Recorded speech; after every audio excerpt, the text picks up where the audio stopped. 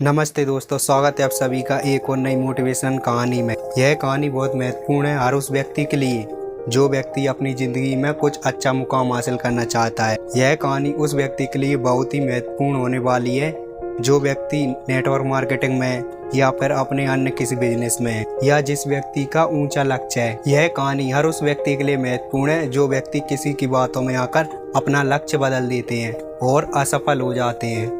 यह कहानी आपको बताएगी कि जब आप अपनी सफलता के लिए आगे बढ़ते हैं तो रास्ता भटकाने वाले कैसे आपको अपने लक्ष्य के प्रति भ्रमित करते हैं। तो आइए शुरुआत करते हैं आज की मोटिवेशनल कहानी।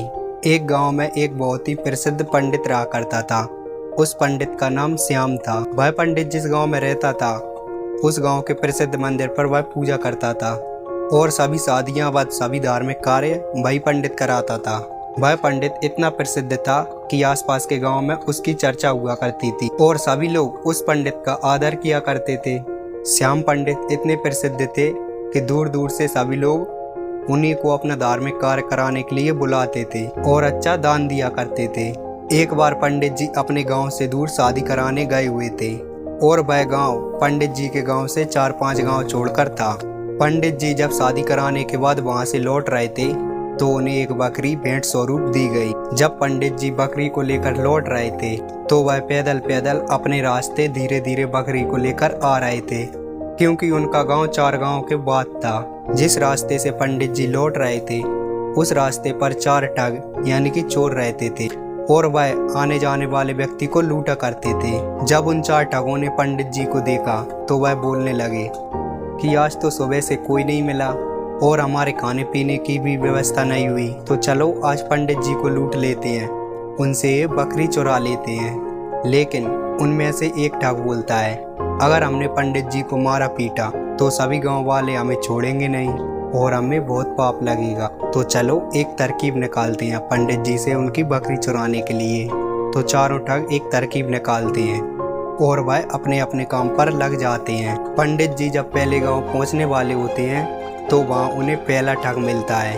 वह साधारण व्यक्ति की तरह पंडित जी से राम राम करता है और उनके पैर पड़ने के लिए झुकता है, लेकिन वह रुक जाता है और वह पंडित जी से बोलता है, पंडित जी आप तो बहुत प्रसिद्ध हैं और लोग आपकी इतनी इज्जत भी करते हैं, लेकिन आप इस गधे के साथ क्या कर रहे हैं। तो पंडित जी गुस्सा हो जाते हैं और बोलते हैं, अरे मूर्ख, दिखता नहीं ये गधा नहीं ये बकरी है बकरी।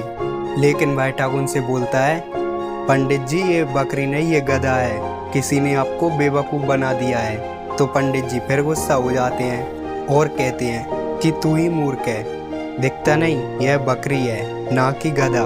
और यह बोलकर पंडित जी आगे चल पड़े।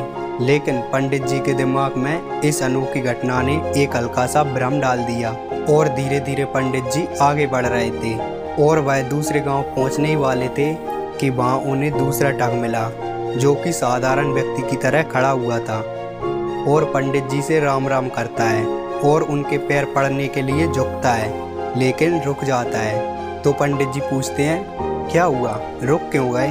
तो वह ठग बोलता है, पंडित जी आप इस गधे को साथ लेकर क्यों घूम रहे हो, इससे आप खंडित हो जाओगे और लोग आपके बारे में क्या सोचेंगे, इस गधे को भगा दो। पंडित जी को इतनी बात सुनकर बहुत क्रोध आता है और बोलते हैं, तुम मूर्ख हो, तुम्हें दिखाई नहीं देता यह बकरी है ना कि गधा। तो वह ठग बोलता है, पंडित जी आपको किसी ने बेवकूफ़ बना दिया है, यह बकरी नहीं यह गधा है और ये आपके साथ रहेगा तो आपकी क्या इज्जत रह जाएगी। यह सुनते ही पंडित जी सोचने लगे कि ये सब क्या बोल रहे हैं, मैं तो बकरी लेकर आया था लेकिन ये सब लोग इसे गधा क्यों बोल रहे हैं, कहीं मैं सच में तो गधे को लेकर नहीं घूम रहा हूँ। अब पंडित जी भी सोच में पड़ जाते हैं और वह ठग वहाँ से निकल जाता है और पंडित जी भी आगे बढ़ने लगते हैं, लेकिन उनके दिमाग में यही बात चल रही होती है कि यह बकरी है या गधा।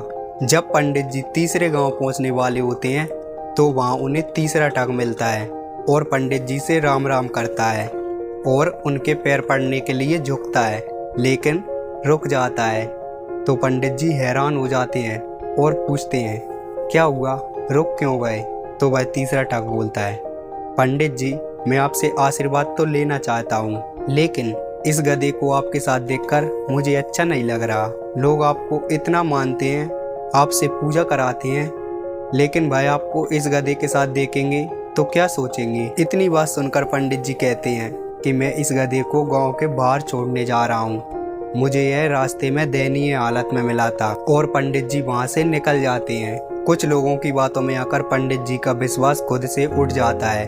उन्हें लगता है कि लोग सही बोल रहे हैं और मैं गलत हूँ, लेकिन फिर सोचते हैं कि मैं सही हूँ। इसी तरह उनका विश्वास खुद पर से गिरने लगता है और सोचते हैं कि मैं अपने गांव पहुंचने ही वाला हूँ। अगर ये बकरी नहीं हुई और गधा हुआ तो लोग मेरे बारे में क्या सोचेंगे। यही सोचते सोचते पंडित जी चौथे गांव पहुंचने ही वाले होते हैं कि उन्हें वहां चौथा ठग मिल जाता है और पंडित जी से राम राम करता है और उनके पैर पड़ने के लिए झुकता है, लेकिन रुक जाता है।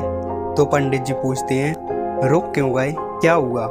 तो वह ठग बोलता है पंडित जी बाकी सब तो ठीक है, लेकिन आप इस गधे को साथ लेकर क्यों घूम रहे हो। तो पंडित जी बोलते हैं कि मैं इस गधे को गांव के बाहर छोड़ने वाला था।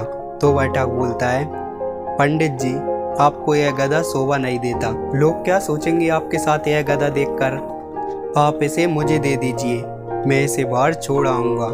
तो पंडित जी अपने आप से विश्वास खो देते हैं और इस बकरी को गधा समझकर उस ठग को दे देते हैं और अपनी बकरी को छोड़कर आ जाते हैं। और उन चार ठगों की यह तरकीब काम कर जाती है और वह पंडित जी से बकरी छुड़ा लेते हैं और उसे बेचकर पैसा कमा लेते हैं। इसी तरह हमारे आसपास भी रास्ता भटकाने वाले जरूर मिलेंगे जो हमारा रास्ता भटकाना चाहते हैं। हमें उनसे बचकर और खुद पर विश्वास रखना होगा, तभी हम अपने लक्ष्य को पा सकेंगे। और इस कहानी की सीख यही है, अगर हमें अपना लक्ष्य हासिल करना है तो हमें किसी से सलाह नहीं लेना चाहिए और किसी भी व्यक्ति की नकारात्मक बातों से हमें कोई फर्क नहीं पड़ना चाहिए, क्योंकि लोग तो सिर्फ आपको भटकाने के लिए आते हैं कि ये कर लो वो कर लो। लेकिन आपका कोई निश्चित लक्ष्य नहीं होगा तो आप कभी सफल नहीं हो पाएंगे। लेकिन अगर आपका कोई निश्चित लक्ष्य नहीं होगा तो आप कभी सफल नहीं हो पाएंगे। इसलिए अपना लक्ष्य बनाकर उस पर काम करना शुरू करो, बिना किसी व्यक्ति की बातों पर ध्यान दिए। जब आप अपने लक्ष्य को पाने के लिए मेहनत करते हैं तो लोग आपको रास्ता रोकने और रास्ता भटकाने के लिए जरूर आएंगे।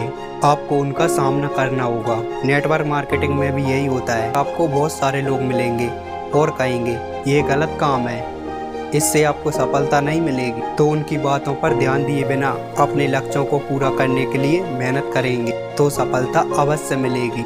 बस रास्ता भटकाने वालों से बच कर रहें, क्योंकि राह भटकाने वाले जरूर मिलेंगे। उम्मीद है कि आपको यह कहानी जरूर पसंद आई होगी। अगर यह कहानी अच्छी लगी हो तो वीडियो को लाइक, चैनल को सब्सक्राइब जरूर करना।